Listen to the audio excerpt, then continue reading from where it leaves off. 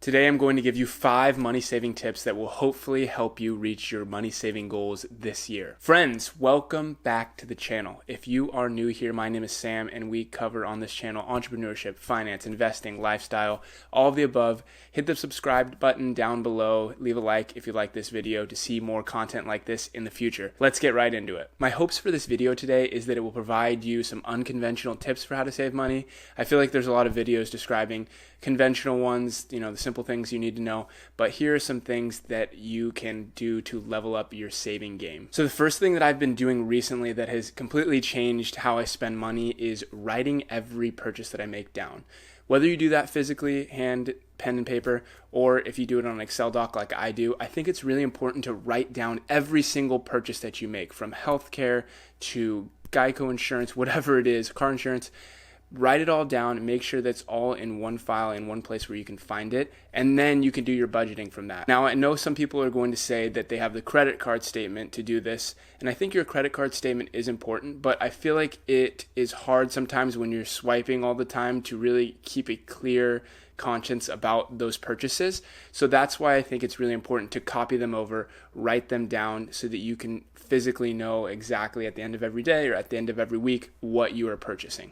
So once you have this all written down, then you can, go budget everything else later and fit it into the neat categories that you have for your budgeting, which I'll make a whole separate video on that in the future. This technique can bleed over into every aspect of your life, whether it's working on your fitness goals, working on your health and nutrition, whether it's working on your personal finances. I recently just did an elimination diet, and this was super helpful, just writing down everything that I consumed, which in every area of your life, I think you're going to be surprised that you probably spend more than you think, eat more than you think, all areas. At least with this method, you'll have a tracker just to understand, and you'll be more conscious of those decisions that you're making that you might not be thinking about in the moment. The second example here of things you can do to save money is reduce impulse buys. Now, the way I do that and recommend that you do it as well is when I go out places that I know I'm going to impulse buy, I leave my wallet in the car, and then I also remove Apple Pay from my phone so I'm not tempted to use it at the store. I'll give you a real life example of me doing this recently. Every day when I go to the gym, there's a Trader Joe's downstairs right after,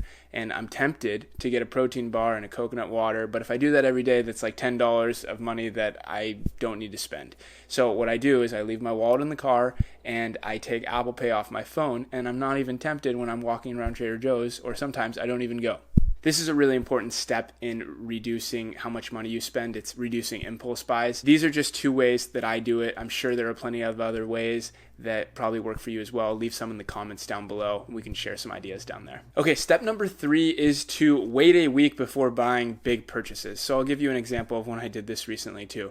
I wanted to buy an Oura ring because I wanted to, track my sleep and get some better data around that. But they're expensive. They're like $340 something. So what I did was I said, I'm going to wait a week. I'm going to think about all the pros and cons before I buy it. And if I still want it in a week and feel that I need it, I'll buy it. And in this particular case, I did want it and I did feel like I needed it. So I bought it and then I returned it. But that's another story. Anytime that you're going to make a big purchase like that, over a couple $100s, I would say give it some time, sleep on it, just kind of think about it before you really go into it and make that purchase. So step number 4 kind of ties into step number 3, and it's setting a spending threshold. So for example here, my threshold is $100, right? Anything that I spend over $100, I take like 24 hours to think about before buying it. So just set a threshold. It doesn't need to be $100 for you. It could be 25, it could be 150. Just set a threshold that anything over that amount, you will sit down for a given amount of time and think about it before you buy it. I think this will also just help reduce your impulsive spending. So this last one here is probably going to be a little bit controversial, but it is spending with cash instead of credit cards. So there's a couple reasons why I do this. The first reason I do this to save money, there's a bunch of articles written by economists. It's widely researched that when you use a credit card, you spend more money. When a couple of the fast food chains first started accepting credit cards, they saw their sales jump up by like 20%, something crazy. I'll link some of the articles here about McDonald's, but I think it's really important to understand this, because using a credit card, you don't always spend more. And I know there's going to be people saying, Sam, I only buy my essentials on the credit card. I spend no more. I would ask you to examine that a little further, right? When I'm using a credit card, I know when I go out to dinner, I get that extra appetizer, I order the dessert. It's just it doesn't take much more to put it on the credit card. But when you have to hand over hard-earned bills, Benjamin Franklin's cash, it's a little bit more challenging. I think it's important to understand that the average person is going to spend more using credit cards, and statistically, you are going to misuse credit cards. Be very careful about this because credit card debt is some of the worst debt you can have, upwards of 20%, and it can seriously cripple you. So be very cautious about spending with credit cards and use cash to save money. And just a last little tip on this one. I actually went to a restaurant recently that had a little sign that said 3% less for cash. So I pulled out some cash and paid with cash. Now, some people are going to say, Sam, I get 3% back on my credit card. Why don't I just use my credit card? Yes, I get it, but I'm telling you, this works for me. I ask you to try it if you really want to see how to cut down spending. I think it'll really help you because there's a psychological component when you have to give away your money instead of just putting down your card and getting it back. So in smaller family-owned restaurants, they might actually give you a deal for cash. I'll put the picture up here of the restaurant that I went to recently that had it, but hunt for these deals where you can pay cash and get a cheaper price because credit card companies charge these vendors crazy amounts. I think big vendors of these credit card companies are only charged around 2%, but I think these smaller vendors can get up a little higher than that because they don't have the volume of purchasing that larger vendors do.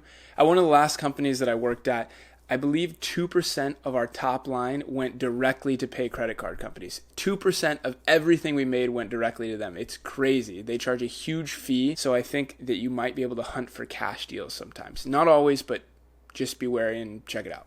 Those are all the tips that I have for you today. Thank you so much for watching the video. I hope that you found some of these helpful and that you can implement them in your daily life to save money and reach your goals. If you enjoyed the video, please leave a like and a subscribe down below. It'd be very much appreciated. Can't wait to see you in the next one. Leave some comments about future videos that you'd like to see. Thank you so much and stay tuned for more.